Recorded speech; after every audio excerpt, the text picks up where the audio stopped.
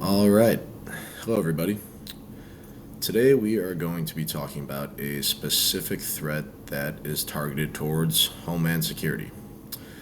Now, the threat we've chosen today is digital currency, and we'll get into more specifically what that entails later on. It's not the most popular threat. It it's not super well known, but it caught my interest, especially when learning about the Secret Service and how they dealt with counterfeit currency and a lot of financial crimes. I was very curious to what's going to happen in the future as we start to enter a digital age. Obviously, cybercrime, cyber terrorism, that's becoming bigger, and so is cyber currency and digital currency. And so we're going to be focusing on the threats and the risks that digital currency brings. And we're going to talk about what we can do to prepare ourselves and to possibly prevent, but definitely mitigate risk that is going to come up with the threat of digital currency. Now, what we're going to be focusing on first is what is digital currency. Obviously, you cannot really attack or defend yourself against a threat if you don't understand it. So we need to understand as much as we can what digital currency is. Not just what it is right now, but even going into the future, what it could be.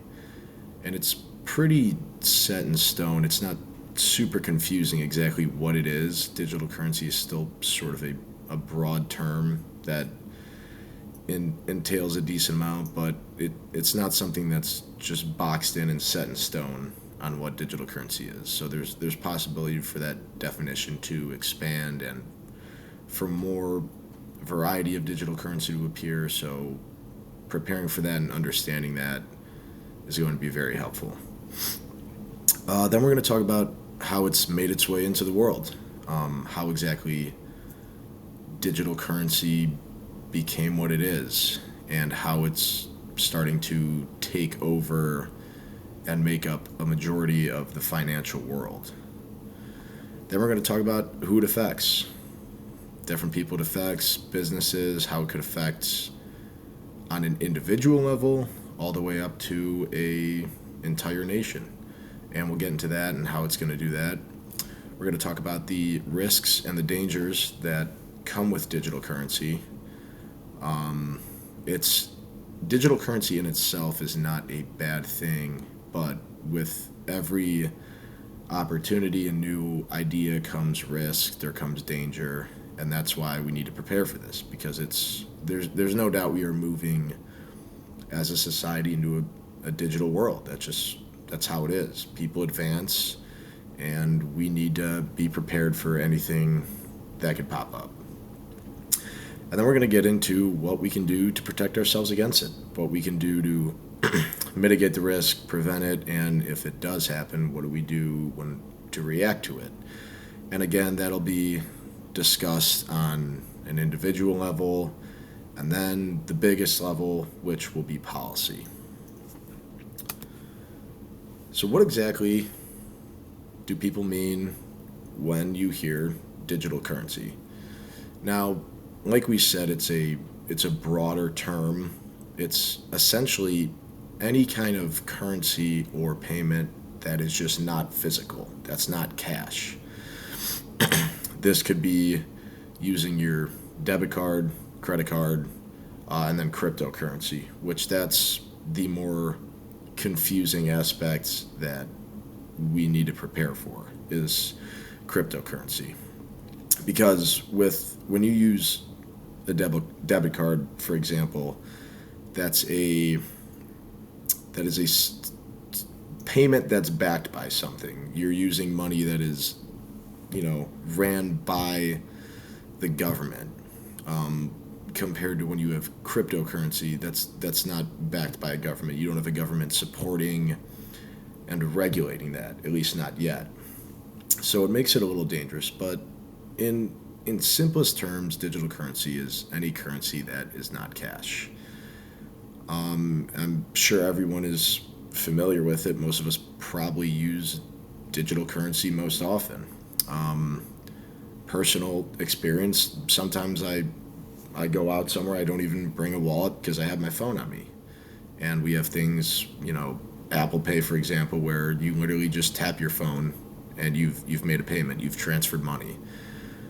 So that is pretty much what we mean when we say digital currency, and it could get more specific, it could expand more in the future. So we just need to prepare for that possibility. Now, when we talk about what has caused digital currency to take over and why cash is dying out, it's pretty simple. We are moving in a digital age as humans evolve and technology advances. uh, it continues to play a bigger role in our lives. Technology at one point, was a small tool like using a hammer to build a house, and we've seen it grow to where many of us could not live without technology. Is that a good or a bad thing? That's There's positives and negatives with it, just like with everything. But we are moving towards a cashless society.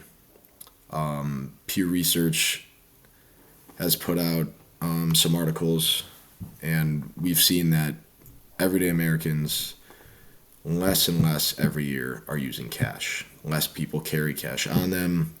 Less people are using cash for payments. There's less cash flowing throughout the system, and it's being abandoned slowly but consistently. And that trend has continued. It spiked up a more of an exponential amount. I believe in 2018, around 2018, it was sort of an exponential jump of how many Americans were sort of stopping to use cash. And so that's just as digital currency becomes more popular and you see cryptocurrency get introduced to the world, people start to leave cash behind. And this becomes an issue in terms of how the government reacts because, and we're going to get into this a little later on, but the Secret Service, as we know and learned earlier in the semester, the majority of their work deals with financial crimes and specifically counterfeit cash. And so as we see cash dying out and becoming less and less used, that focus needs to shift. It should not be an entire agency having a large focus on counterfeit cash when there should be a shift towards digital currency. And we've seen that. I think the Secret Service in recent years seized, I want to say, a couple $100 million and some crypto trade-offs of some fraudulent money, but there's definitely more of a focus, but it needs to start becoming larger and larger. It kind of goes to the phrase, that the Department of Homeland Security is great at solving yesterday's problems. And that's what you don't want. We need to start focusing on what's next, what trends are showing, what should we focus on, so if this threat does come, we're ready for it. The likelihood of digital currency becoming a pretty big threat is high. We already see it a lot in today's world, and there's no doubt that as we become more and more digital in terms of finances, that problem's going to only increase unless we start now to take preventative measures rather than waiting for it to happen and taking reactionary measures. Now that moves us into the risks and dangers that digital currency brings us. And the big one, cybercrime, hacking. Your information is on a small device that is usually with you at all times. Your credit cards are on there, debit cards, your bank is managed on there. Most people have the majority of their finances in the digital world. And it's very easy for that to be hacked and to be taken advantage of. Cybercrime is as we know, sort of a newer thing. We don't have a full understanding of what to do to stop it, because once it happens, there's really nothing you could do to stop it. I mean, when you look at when we look at the old, if you tell someone, you're getting robbed, generally people will probably think of, okay, you're on the street, someone holds you at gunpoint, takes your wallet, takes your money from you. Now, you could be sitting at home on your couch. Maybe you just used your debit card on an online website to order some clothes. 5 minutes later, you get a text message from, a random number saying, hey, your debit card was used in this country to order this, this, and this. And you never saw it coming, and there's really nothing you could do once it happens. And that's more on an individual level, is just the possibility that, when your money isn't in a physical place like it would be with cash, and it's online where it can be hacked and stolen incredibly easy if someone knows what they're doing, that's a big risk. And we'll get into what you can do to prevent that and take care of it. And most people seem to understand how to protect their money in the digital world, but we'll get into that a little more. And then this also gets into not just on an individual level, but when we look at big businesses and the nation as a whole, especially with white collar crimes, which is generally a lot of financial crime. White collar crime is becoming a bigger focus, but I believe that is more of an issue that the FBI deals with rather than the Department of Homeland Security. But digital currency, it's a financial issue, and that is fitting right in with white collar crime. And so we're going to see those intertwined a lot. So it's important to understand every aspect of this. Now, who does digital currency affect? It's pretty simple. It affects everybody. If you're anyone who has any type of money online, any type of digital currency, if you have a debit card, a credit card, you have a savings account, any type of digital currency, your chance you could be affected. You're at risk. As we discussed earlier, the majority of Americans are going cashless. People don't use cash as often as they did. There's even places that don't accept cash anymore. And it's, again, because we are moving into a digital world.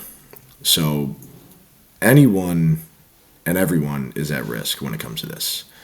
And how it affects them, it's kind of like we talked about, getting hacked. That's the biggest one, is getting hacked, having your money stolen in the snap of a finger. And it's big that we understand this because, again, once it happens, there's really nothing you can do. You need to understand how to prevent it and mitigate the risk, because that is really your only option to getting there. Even reacting. A lot of times you'll see you might, again, use your debit card online. Someone in another state uses it. That money's gone. And now there's really nothing you can do to react. Some banks might help you out. Some might say, well, there's nothing we could do in that situation. So it's important that we understand this problem and what we could do to try to help ourselves. Now, how do we mitigate and prevent these dangers and risks? Now, policy is the biggest one, and we're going to get into that. But we'll start on an individual level. The biggest thing is just educating yourself on how to protect your money. As we know, again, majority of people, most of their money is in digital currency, and that just means online. Most people don't use cash, debit cards, credit cards, cryptocurrency. Understanding the risks is very important. Understanding what it is, what digital currency is, what we've talked about, and then understanding what you can do to protect them. Now, there's a lot you can do just on your own as an individual, on an individual level. Find a good bank. Find a bank that's going to help you, that is going to make an effort to protect you if something is to happen. And especially when it comes to cryptocurrency and more of the the decentralized area of money, just being careful because, again, especially with cryptocurrency, that price, I mean, one day it could be $10,000 and the next day it could be down to 2 cents. It's extreme, but it could happen. So understanding the risk with putting money into cryptocurrencies is big because there's no regulation there. And we're going to talk about that with policy. But on an individual level, educating yourself, understanding the risks, don't fall for scams, don't open random text messages and put your credit card info in. It's simpler stuff, but a lot of people do tend to fall for it. You might get, again, that text that, hey, someone used your card here, was this you? Click the link to confirm, and then you open it, and now they have access to all your stuff. So it's understanding stuff like that. The best thing to do if something like that were to happen, call your bank immediately. Whether it's real or not, just shut your cards down and go from there. Now we'll get into policy, which is the biggest thing here on how we can prevent and mitigate this. Now the first one is a sole purpose agency. Now right now, Secret Service deals with counterfeit cash and most of the financial crimes. The majority of the Secret Service does. It would be in the government's best interest to have an agency whose sole purpose is focusing on digital finance. It's going slowly but surely, digital currency is taking over. And at some point, it's highly likely we're going to be living in a cashless world. So having an agency whose sole purpose is to focus on that would be smart, because worst case scenario is we get to that day and age where we're in a cashless society and suddenly these issues arise, and now it's, okay, shoot, we only got about half the Secret Service. They're going to go and try and focus on this, and it's not going to be effective. And you'd rather be safe than sorry in this situation, especially when it deals with financial issues that could affect the entire nation, every single person as a whole, businesses. Finance is extremely important, and it would be smart that we have a agency whose sole purpose is to focus on the digital financial world. Next one we have is regulation. And I put a star next to this one because it's probably a more controversial one for Americans. We do not like government regulation, especially when it comes to business, economics, and especially with finance. We tend to tell the government to stay out, stay away, don't regulate it. Freedom and competition will handle everything. And we've seen time and time again that that's not how it works. Deregulation tends to benefit a very small group of people and tends to harm most others. That's when you usually see monopolies come into play, ridiculous interest rates, stuff like that. So finding out how to regulate the digital currency world would be in the government's best interest. And again, people need to understand that the government regulating business or regulating finances in this situation isn't, them trying to stop your freedom of making money or anything like that. But especially when it comes to cryptocurrency, which is, again, that's not a regulated area. It's not backed by anything. It's a very risky area, and chances are it's going to stay like that. But that's where we have a government-backed digital cryptocurrency. There's been talks of this recently of the U.S. government creating its own sort of cryptocurrency and digital cash that it backs and supports, and it's able to regulate. And that might be a good idea. It's hard to say whether it would work out. You can't really predict that. A prediction's just a prediction at the end of the day. But a government-backed digital cryptocurrency could be a way for the federal government to play a role in the cryptocurrency field without sort of jumping in and saying, hey, we're going to take this over and we're going to regulate it. Maybe playing a smaller role and having its own digital cash, its own digital cryptocurrency might make it easier for the government to help regulate and mitigate risk within the cryptocurrency world. The last one we have, and this I guess technically would not be a specific policy, but an increased focus on financial crimes. We have a massive focus on your classic crimes. Every day you open the news and chances are you're going to get some kind of story about a murder or something like that. And that tends to be our focus. Individuals focus on it. We have most people in the political world that focus on stopping crime. And when we say crime, most people have an idea of crime, and that's street crime. And we currently are living in the safest times in American history, and that's just going to continue to get safer and safer and safer. The focus needs to be on financial crimes. And again, white-collar crime goes in with that, and that's starting to receive more focus. But financial crimes are significantly more harmful to a vast majority of people.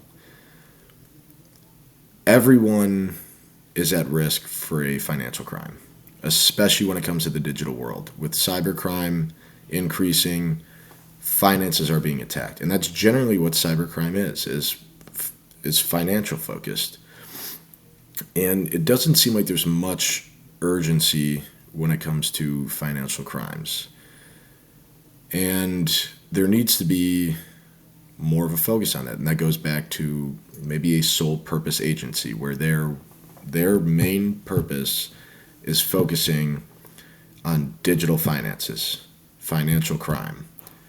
And the vast majority of the time when it is a financial crime, it's not going to be cash, it's going to be digital. It's usually going to be hacking, taking hundreds of millions from a business, even everyday people, getting cards, stealing debit card information, credit card information, cryptocurrency, that kind of stuff. So that wraps it up. We've looked over what exactly is digital currency, the threats that it's bringing, who it's affecting, what we can do on an individual level and a federal level to try and prevent it. And hopefully we see more of a focus of this, because there's no doubt we are in the digital age, and it's only going to get bigger and bigger and bigger. Technology is going to play more and more of a role. And with that, cybercrime becomes bigger. Our finances are starting to move to all digital. Cash is starting to die out. And it's not going to be within the next 5 years that we see cash is gone. But it's this slow but very consistent move. And even at times, like when cryptocurrency was introduced, you see a bit of an exponential jump. So with that, we need to start focusing more on digital currency, especially when it comes to a agency like the Secret Service, where the majority of their focus is financial crimes and counterfeit cash. Well, counterfeit cash was yesterday's problem. It's time to start moving in a new direction and focusing more on digital currency. That's the major threat, and that is what we should start to focus on a little more. And hopefully people will understand that this is an issue that they are at risk for this. This does not target a small group of people. This targets an entire nation, which is why this is a Homeland Security issue, and this should receive more focus. That is it for today. Hopefully you enjoy the presentation. And yeah.